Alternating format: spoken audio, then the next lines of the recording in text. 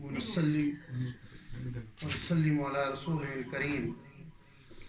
أما بعد فأعوذ بالله من الشيطان الرجيم بسم الله الرحمن الرحيم رب اشرح لي صدري ويسر لي أمري واحلل عقدة من لساني يفقهوا قولي۔ اللہ پاک کی بارگاہ کا بے پناہ شکر اور احسان کہ اللہ پاک نے ہمیں آج اس محفل میں آنے کی توفیق عطا فرمائی۔ اللہ پاک کی پاک بارگاہ سے امید کرتے ہیں کہ ہمارا اس محفل میں آنا اپنی بارگاہ میں قبول و منظور فرمائے گا، اور اس محفل کو اپنی پاک بارگاہ میں قبول و منظور فرما کر اس کے صدقے وسیلے سے ہمارے کبیرہ صغیرہ گناہوں کی بخشش فرمائے گا۔ آمین۔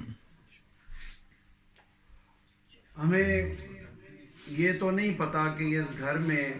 پہلے رہنے والے جو تھے وہ مسلمان تھے کہ نہیں تھے۔ اگر تھے تو سم آمین، اگر نہیں تھے تو یہ ہمیں اللہ پاک نے توفیق عطا فرمائی ہم سب کو کہ جو بعد جماعت نماز ہم نے یہاں پہ ادا کی، ہمارا جو ہم نے یہاں پہ قیام رکوع سجدہ کیا، کل قیامت والے دن تک کے لیے جگہ گواہی کے طور پر رجسٹرڈ ہوگی۔ کل قیامت والے دن یہ جگہ گواہی دے گی کہ یا اللہ فلاں بن فلاں بندے نے میرے اوپر تیری بارگاہ میں سجدہ کیا۔ لیکن مزے کی بات یہ ہے کہ اس سب عبادت کا اور ذکر کا جو بندہ وسیلہ بنا، جتنا ثواب ہم ایک ایک بندے کو ملا اتنا ثواب ہم سب کا اعجاز بھائی کو ملا، ان کے اہل خانہ کو ملا، جنہوں نے اتنا پیاری ہے اتنی سونی محفل سجائی۔ ہم لوگ گھروں میں محفلیں سجاتے کیوں ہیں؟ خاص طور پہ ہم لوگ مسلمان جو ہیں، عاشق لوگ، عقیدے والے جو لوگ ہیں نا، ہمارا یہ ایمان ہے کہ جب ہم کوئی نئی جگہ لیتے ہیں نا، نیا گھر لیں، نیا دفتر لیں، کوئی بھی نیا لکھال لیں، تو وہاں پہ اللہ اور اس کے حبیب کا ذکر کروا لیں تاکہ اس میں برکت پڑ جائے۔ مین مقصد تو ہمارا یہی ہوتا ہے نا کہ ہماری روزی میں برکت پڑ جائے گی، جگہ میں برکت پڑ جائے گی، کاروبار میں برکت پڑ جائے گی۔ گھر میں ذکر کرانے کا بھی مقصد یہی ہوتا ہے کہ گھر کے اندر اللہ پاک اپنی رحمت و برکتوں کا نزول فرمانا شروع کر دے گا۔ گھر میں رہنے والوں کے میں اگر کوئی بیمار ہے تو اسے شفاء کلی عطا ہوگی، اگر کوئی کمزور ہے تو اسے طاقت عطا ہوگی، اگر کوئی دین سے دور ہے تو اللہ پاک اس کو دین کی توفیق عطا فرمائے گا۔ لیکن ہوتا اکثر کیا ہے؟ کیونکہ ہم انسان ہیں۔ ہم لوگ جو ہے نا، وہ جب اللہ پاک قرآن پاک میں فرماتا ہے، یہ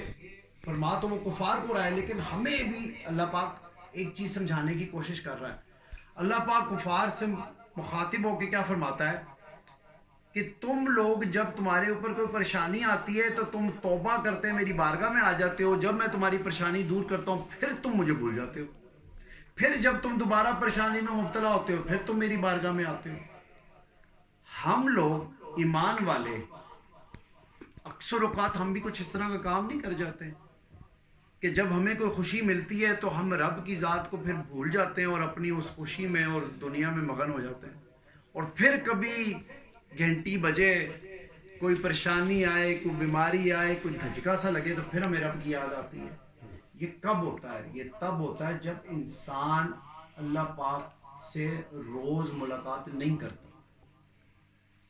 روز ملاقات اللہ پاک کی ذات سے کیا ہے؟ 5 نمازیں۔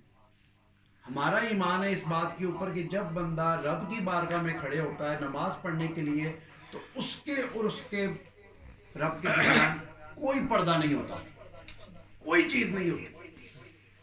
حضرت علی کرم اللہ وجہ نے فرمایا کہ جب میرا دل کرتا ہے میں اپنے رب سے بات کروں تو میں نفل پڑھتا ہوں، اور جب میرا دل کرتا ہے کہ میرا رب مجھ سے بات کرے تو میں قرآن کی تلاوت کرتا ہوں۔ ہم جن کو ماننے والے ہیں اور جن کے نام کا ہم لنگر کھاتے ہیں، جن کے نام کے ہم نعرے لگاتے ہیں، کوئی تو ان کی سنت ہم اپنا لیں نا۔ دیکھیں، زندگی کے اندر پریشانی تب آتی ہے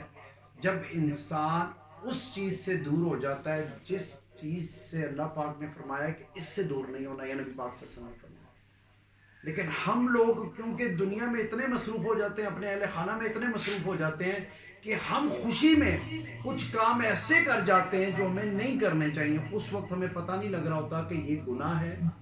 یا نہیں ہے۔ وہ شیطان جو ہے نا، وہ ہمیں خوشی کے اندر ہمارے دماغ کو گھماتا ہے، ایسے ہے کہ وہ کہہ دیتا ہے کہ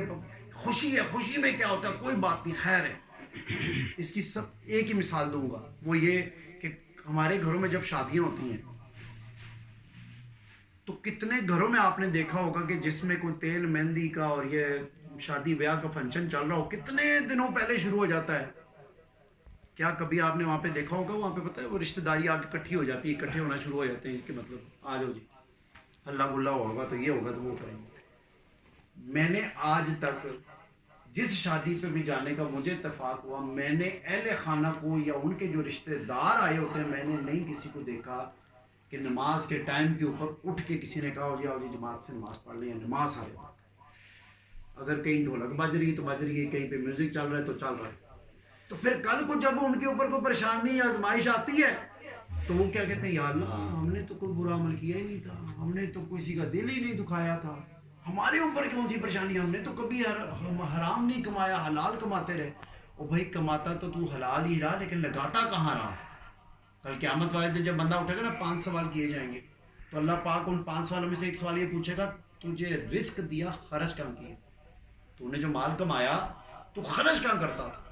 حساب دینا پڑے گا. اگر حلال جگہ پہ لگاتا رہا پھر نہیں